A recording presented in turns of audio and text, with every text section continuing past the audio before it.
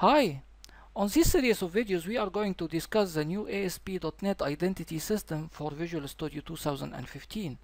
By creating a small project aims at managing the subscribed users, for example by adding profile data, assign users to roles, register with a social media account, upload profile picture, send emails to users, etc. At the beginning, let's discuss what's special about the new identity system, comparing to Visual Studio 2012, for example. More simpler database structure with less amount of tables compared to Visual Studio 2012. Direct access to the profile's data without having to create the user first, then define a profile common variable to add the profile data to the created user. In addition, that you no longer have to define the additional profile fields inside the web.config file, giving the users the ability to register and log in with their social media account like Facebook. More secure with the two-factor authentication option in order to protect the website from malicious softwares that tries to create thousands of fake users. The register page inside the default template has become a lot easier to manipulate with the absence of the complicated server controls like create user wizard and depending instead on the basic text box fields. Setting the username by default the same as his email makes life easier for the user, as he will no longer has to remember his chosen username for your website. Now what is our plan for this course? First, create a new default project based on VB language. However, C# users still can benefit from the course by translating the VB code to C# through the following URL. Modify the default database so it can accept additional profiles data like first name, last name, and picture, then customize the register page accordingly. Set up the SMTP client service to enable the website to send verification emails for the newly created accounts. Enable the visitors to register or log in using their Facebook accounts.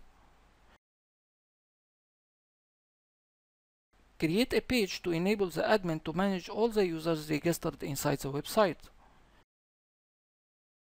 Create another page to edit an individual user's data.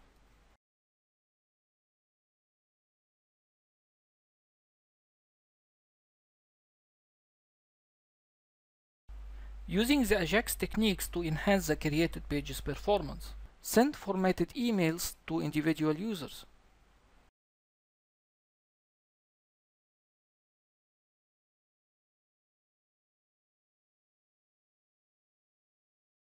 Design a control panel for the user to be able to update his profile's data and change his password. Now let's discuss what is the course prerequisites. So in order to follow up with us, you have to be aware of the HTML language and styling using the cascading style sheets. As a good learning source, I strongly recommend visiting www.w3schools.com. So if you delve to this website and go to the Learn HTML, you will find the site guides you step by step to learn everything and try it by yourself. So you can change the code and see the result here immediately. Bootstrap plugin. Since the new Visual Studio default template has been built using Bootstrap, as a good learning source, I recommend lynda.com Bootstrap 3 Essential Training. If we click this link, after you enter lynda.com, just type here on the search Bootstrap 3 Essential Training and you will immediately go to this course. However, lynda.com doesn't offer its learning materials for free, but the good news is that you can start your free trial now. So the free trial will be for about 7 or 10 days, I think. However, you have to give them a valid credit card number. You have to also be aware about jQuery plugin, as it almost becomes the only way to design contemporary websites.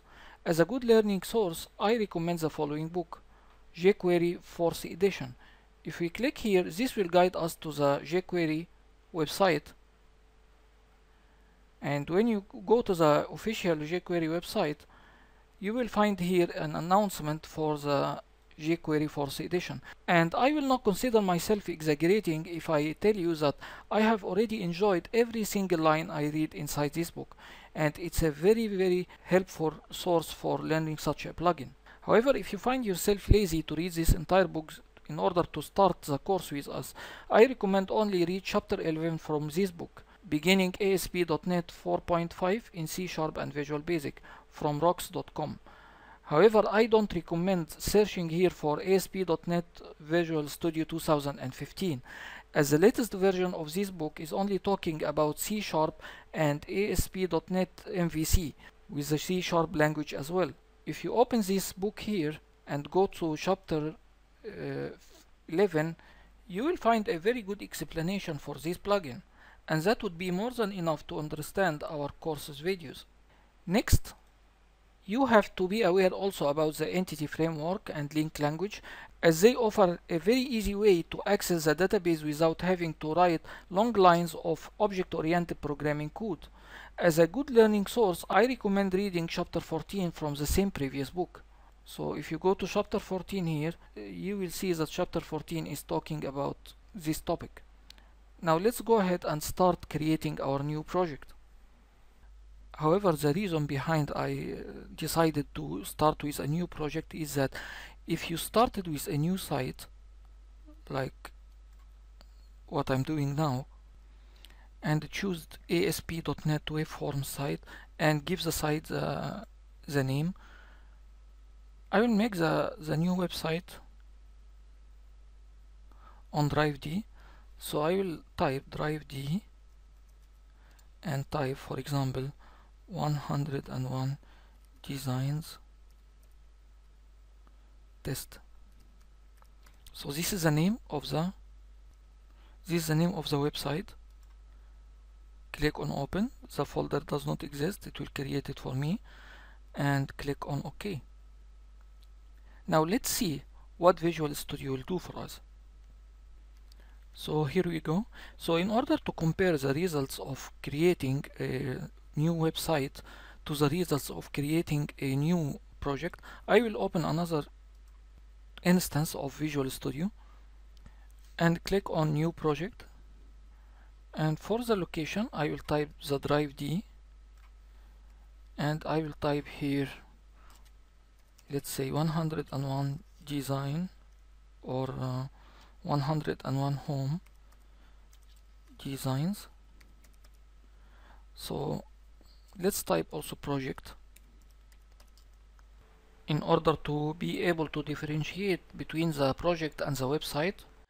First of all, you have to be attention that I choose Visual Basic Web Application and then ASP.NET Application, and then I will click here on the OK button and select Web Forms, and be sure when we click on Change Authentication that individual user accounts is chosen,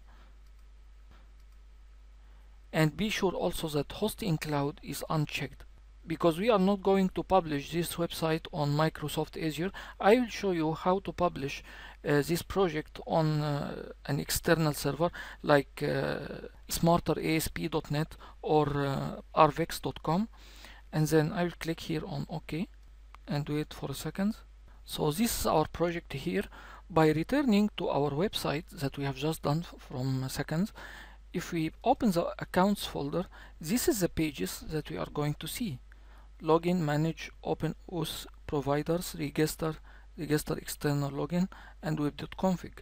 Only maybe 5 files that we have here, plus the web.config file.